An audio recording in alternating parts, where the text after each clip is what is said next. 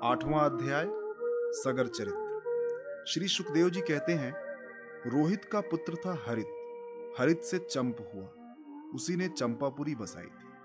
चंप से सुदेव और उसका पुत्र विजय हुआ, विजय का भरुक, भरुक का वृक और वृक का पुत्र हुआ बाहुक। शत्रुओं ने बाहुक से राज्य छीन लिया, तब वो अपनी पत्नी के साथ वन में चला गया। वन में जाने पर बुढ़ापे के कारण जब बाहुक की मृत्यु हो गई, तब उसकी पत्नी भी उसके साथ सती होने को उद्यत हुई, परंतु महर्षि और को यह मालूम था कि इसे गर्भ है, इसलिए उन्होंने उसे सती होने से रोक दिया। जब उसकी सौतों को यह बात मालूम हुई तो उन्होंने उसे भोजन के साथ विष दे दिया, परंतु गर्भ पर उस विष का कोई प्रभाव नहीं पड़ा, बल्कि उस विष को लिए हुए ही एक बालक का जन्म हुआ, जो गर के साथ पैदा होने के कारण सगर कहलाया। सगर बड़े यशस्वी राजा हुए। सगर चक्रवर्ती सम्राट थे, उन्हीं के पुत्रों ने पृथ्वी खोदकर समुद्र बना दिया था।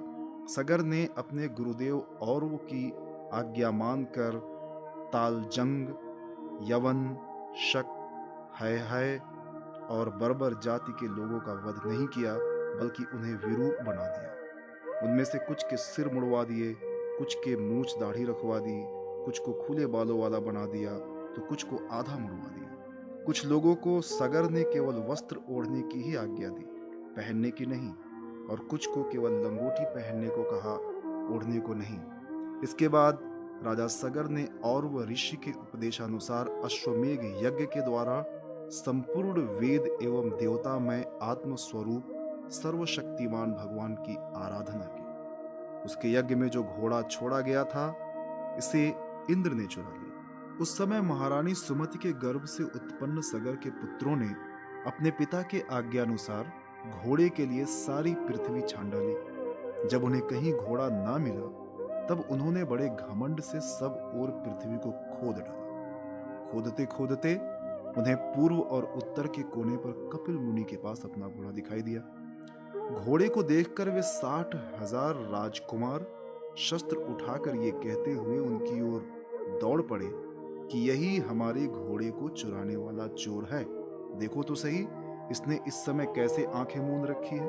ये पापी है, इसको मार डालो, मार डालो। उसी समय कपिल मुनि ने अपनी पलकें खोली। इंद्र ने राजकुमारों की बुद्धि हर ली थी। इसी से उन्होंने कपिल मुनि जैसे महापुरुष का तिरस्कार किया। इस तिरस्कार के फलस्वरूप उनके शरीर में ही आग जल उठी, जिससे क्षण भर में ही वे सब के सब जलकर खाक हो गए। परीक्षित, सगर के लड़के कपिल मुनि के क्रोध से जल गए, ऐसा कहना उचित नहीं है। वे तो शुद्ध सत्व गुण के परम आश्रय हैं। उनका शरीर तो जगत को पवित्र करता है। उनमें भला क्रोध रूप तमोगुण की संभावना कैसे की जा सकती है? भला कहीं पृथ्वी की धूल का भी आकाश से संबंध होता है? ये संसार सागर एक मृत्युमय पथ है, इसके पार जाना अत्यंत कठिन है। परंतु कपिल मुनि ने इस जगत में सांख्य शास्त्र की एक ऐसी दृढ़ नाव बना दी है, जिसे मुक्ति की इच्छा रखने वाला कोई भी व्यक्ति उस समुद्र के पार जा सकता है। वे केवल परम ज्ञानी ही नहीं, स्वयं परमात्मा है। उनमें भला ये शत्रु है और ये मित्र, इस प्रकार की भेद बुद्धि कैसे हो सकती है? सगर की दूसरी पत्नी का नाम था केशिनी। उसके गर्भ से उन्हें असमंजस नामक पुत्र प्राप्त हुआ। असमंजस के पुत्र का नाम था अंशुमान। वो अपने दादा सगर की आज्ञाओं के पालन तथा उन्हीं की सेवा में लगा रहता। असमंजस पहले जन्म में योगी थे। संग के कारण वे योग से विचलित हो गए थे, परंतु अब भी उन्हें अपने पूर्व जन्म का स्मरण बना हुआ था। इसीलिए वे ऐसे काम किया करते थे जिनसे भाई बंधु उन्हें प्रिय न समझे।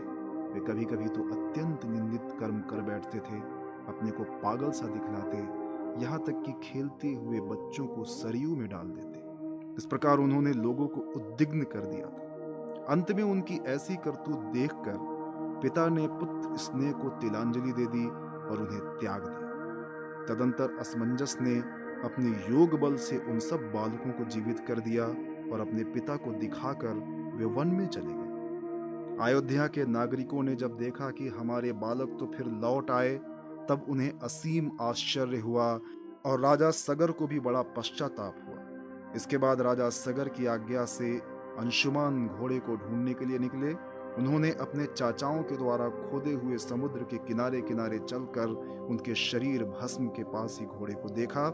वहीं भगवान के अवतार कपिल मुनि बैठे हुए थे। उनको देखकर उदार हृदय अंशुमान ने उनके चरणों में प्रणाम किया और हाथ जोड़कर एकाग्र मन से उनकी स्तुति की। अंशुमान ने कहा, भगवान, आप अजन्मा ब्रह्मा जी से भी परे हैं, इसलिए वे आपको प्रत्यक्ष नहीं देख पाते। देखने की बात तो अलग रही, वे समाधि करते करते एवं युक्ति लड़ाते लड़ाते हार गए, किंतु आज तक आपको समझ भी नहीं पाए। हम लोग तो उनके मन, शरीर और बुद्धि से होने वाले सृष्टि के द्वारा बने हुए अज्ञानी जीव हैं, तब भला हम आपको कैसे समझ सकते हैं? संसार के शरीरधारी सत्व गुण, रजोगुण या तमोगुण प्रधान है। वे जागृत और स्वप्न अवस्थाओं में केवल गुणमय पदार्थों, विषयों को और सुषुप्त अवस्था में केवल अज्ञान ही अज्ञान देखते हैं। इसका कारण यह है कि वे आपकी माया से मोहित हो रहे हैं। वे बहिर्मुख होने के कारण बाहर की वस्तुओं को तो देखते हैं, पर अपने ही हृदय में स्थित आपको नहीं देख पाते। आप एकरस ज्ञानधन है। सनंदन आदि मुनि जो आत्म स्वरूप के अनुभव से माया के गुणों के द्वारा होने वाले भेदभाव को और उसके कारण अज्ञान को नष्ट कर चुके हैं, आपका निरंतर चिंतन करते रहते हैं। माया के गुणों में ही भूला हुआ मैं मूढ़ किस प्रकार आपका चिंतन करूं? माया उसके गुण और गुणों के कारण होने वाले कर्म एवं कर्मों के संस्कार से बना हुआ लिंग शरीर आप में है ही नहीं। न तो आपका नाम है और न ही रूप। आप में न कार्य है और न तो कारण। आप सनातन आत्मा है। ज्ञान का उपदेश करने के लिए ही आपने ये शरीर धारण कर रखा है। हम आपको नमस्कार करते हैं। प्रभु, ये संसार आपकी माया की करामत है। इसको सत्य समझकर काम, लोभ, ईर्ष्या और मोह से लोगों का चित्त, शरीर तथा घर आदि में भटकने लगता है। लोग इसी के चक्कर में फंस जाते हैं। समस्त प्राणियों के आत्म प्रभो, आज आपके दर्शन से मेरे मोह की वो दृढ़ फांसी कट गई जो कामना, कर्म और इंद्रियों को जीवन दान देती है। श्री सुखदेव जी कहते हैं, परीक्षित, जब अंशुमान ने भगवान कपिल मुनि के प्रभाव का इस प्रकार गान किया, तब उन्होंने मन ही मन अंशुमान पर बड़ा अनुग्रह किया और कहा। श्री भगवान ने कहा, बेटा, वो घोड़ा तुम्हारे पितामह का यज्ञ पशु है, इसे तुम ले जाओ। तुम्हारे जले हुए चाचाओं का उद्धार केवल गंगा जल से होगा और कोई उपाय नहीं। अंशुमान ने बड़ी नम्रता से उन्हें प्रसन्न करके उनकी परिक्रमा की और वे घोड़ा ले आए। सगर ने उस यज्ञ पशु के द्वारा यज्ञ की शेष क्रिया समाप्त की। तब राजा सगर ने अंशुमान को राज्य का भार सौंप दिया और वे स्वयं विषयों से निःस्पृह एवं बंधन मुक्त हो गए। उन्होंने महर्षि औरव के बतलाए हुए मार्ग से परम पद की प्राप्ति की।